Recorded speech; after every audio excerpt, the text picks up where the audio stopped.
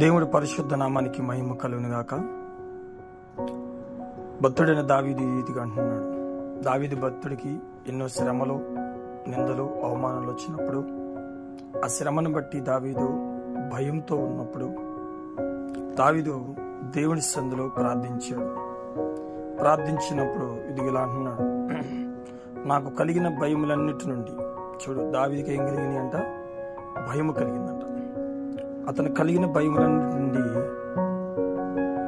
దేవుని సందులో ప్రార్థించగా ఆయన అతన్ని రక్షించానంట.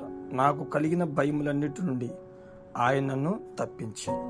కాబట్టి దావీదుని దేవుడు తనకు కలిగిన భయం అనే పరిస్థితి నుంచి దావీదుని దేవుడు విడిపించాడు.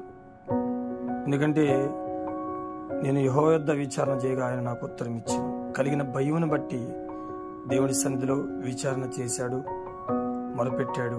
దేవుడు ఆ భయం నుంచి విడిపించి తనకు ఉత్తరం ఇచ్చాడు.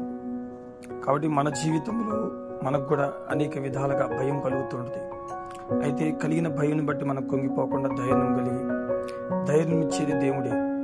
కాబట్టి దేవుడి సన్నిధిలో దావీదు వలె మనం ప్రార్థించినప్పుడు, దావీదు వలె దేవుడి సన్నిధిలో విచారణ చేసినప్పుడు దావీదుని ఎలా తప్పించాడు దేవుడు, నిన్ను నన్ను అలా మనం ఏ పరిస్థితిని బట్టి భయపడుతున్నామో ఆ భయం నుంచి దేవుడు మనల్ని విడిపించి ధైర్యపరిచి ముందుకు నడిపిస్తాడు. కాబట్టి దావీదు వలె దేవుని దగ్గర మనం విచారణ చేద్దాం, కలిగిన భయం బట్టి విచారణ చేద్దాం. ఆ భయం నుంచి దేవుడు మనల్ని విడిపిస్తాడు. కాబట్టి దావీదు వలె మనం దేవుని దగ్గర ప్రార్థన చేద్దాం. అట్టి కృప దేవుడు మనకు అనుగ్రహించును గాక. ఆమేన్.